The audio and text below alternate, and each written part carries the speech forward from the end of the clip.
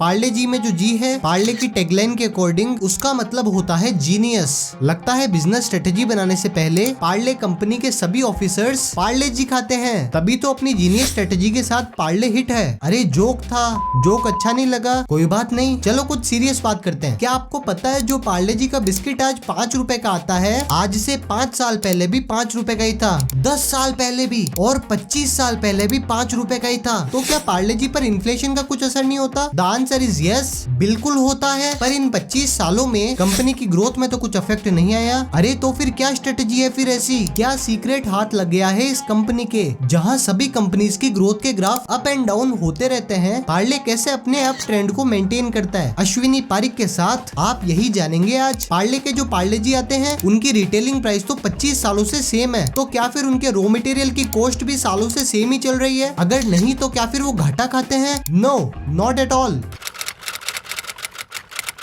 क्योंकि पार्ले को ये पता है अगर हमने प्राइस बढ़ा दी तो हमारा कस्टमर बेस शू करके नीचे आ जाएगा, लोग नहीं खरीदेंगे, क्योंकि पार्ले जी की कस्टमर्स हाइपर प्राइस सेंसिटिव है। इसीलिए पार्ले एक टेक्निक का यूज करता है जिसे कहते हैं श्रिंकिफिकेशन। नाम से ही क्लियर होता है, श्रिंक मतलब छोटा होना या सिकुड़ना। आपसे ज्यादा प्राइस लेने की बजाय आपको कम क्वांटिटी दे रहा है। मान लो 5 रुपए में पहले पार्ले जी का 100 ग्राम्स का पैकेट आता था, फिर आगे इन्फ्लेशन की वजह से बिस्किट की मैन्युफैक्चरिंग कॉस्ट के बढ़ने की वजह से 5 के 6 रुपए करने की बजाय पार्ले जी 100 ग्राम्स की जगह फिर 90 ग्राम्स का पैकेट देने लगा। फिर आगे 80 ग्राम्स, 60 ग्राम्स, 50 ग्राम्स। इसी स्ट्रेटेजी को अपनाते हुए पार्ले जी की प्राइस के स्टेबल रहते हुए भी अपने प्रॉफिट्स को हमेशा से बढ़ती आ रही महंगाई में भी सस्टेन करा। और दूसरी साइड पार्ले जी इतने सिस्टमेटिक तरीके से इतने बल्क में रॉ मटेरियल को परचेज करता है कि रॉ मटेरियल की कॉस्ट को पार्ले जितना निचोड़ सकता है उतना निचोड़ता है। और इसके साथ पार्ले जी की पैकेजिंग में भी बहुत कॉस्ट बचती है, जहां पार्ले जी की पैकेजिंग पार्ले सस्ते प्लास्टिक पेपर से करता है, क्योंकि पार्ले को पता है उनके कस्टमर्स को और किसी चीज से फर्क नहीं पड़ता मगर प्राइस से फर्क पड़ता है, जिससे अगेन कंपनी के प्रॉफिट मार्जिन पे एक अच्छा इम्पैक्ट पड़ता है।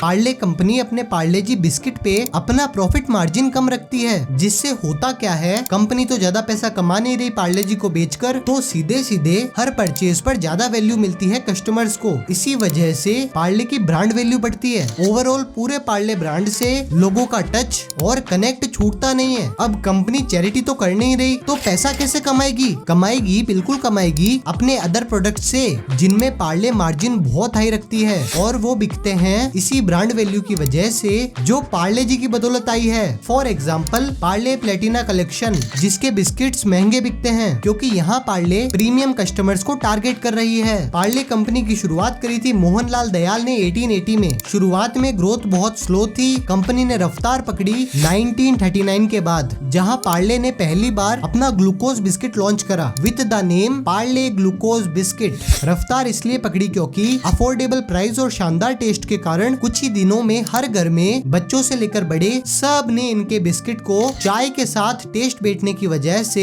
अपनी डेली लाइफ का एक हिस्सा बना लिया था। फास्ट फॉरवर्ड टू 1987, जहां पार्ले जी को अपनी सेल्स में एक बड़ा डंप मतलब डाउनफॉल फेस करना पड़ा। उस समय पार्ले की सक्सेस को देखकर कई सारे और ब्रांड्स भी कॉपी करके ग्लूकोज बिस्किट बनाने लगे और पार्ले ग्लूकोज बिस्किट के साथ अपने नाम को कंफ्यूज करने के लिए सभी ब्रांड्स अपने नाम के आगे या पीछे ग्लूकोज ऐड करने लगे। मार्केट में ग्लूकोज नाम से बिस्किट इतने ज्यादा हो गए थे, पार्ले ग्लूकोज में या फिर और किसी XYZ ग्लूकोज में कस्टमर्स बिल्कुल भी डिफरेंशिएट नहीं कर पा रहे थे। यहाँ पार्ले ने एक स्मार्ट मूव खेला और पार्ले ग्लूकोज नाम में ग्लूकोज को हटा के जी को रख दिया, which was the historic Parle G. Parle ने इस सिचुएशन को कोप अप कर लिया और ईयर 2003 का वर्ल्ड्स मोस्ट सेलिंग बिस्किट बन गया। सबसे बड़ी बात जो हम पार्ले से सीख सकते हैं वो ये है फ्यूचर के रिस्क को पहले से प्रेडिक्ट करना और उसके लिए रेडी रहना। एक समय ऐसा आया था जब पार्ले जी के बिस्किट सभी रिकॉर्ड्स तोड़ के बड़ी क्वांटिटी में बिकने लगे। उसी समय पार्ले कंपनी ने ये बात सोची कि चलो आज तो हमारे ग्राफ्स ऊपर है, पर अगर किसी भी अनसर्टेनिटी के कारण लोगों ने पार्ले जी को खरीदना छोड़ दिया तो क्या होगा? इसीलिए सिंगल प्रोडक्ट से अपनी डिपेंडेंसी हटाकर पार्ले ने बहुत सारे डिफरेंट वैरायटी के बिस्किट्स निकाले, टॉफीज निकाली, पार्ले रस्क एक्सेट्रा को बनाना चालू किया। ये थी पार्ले की केस स्टडी।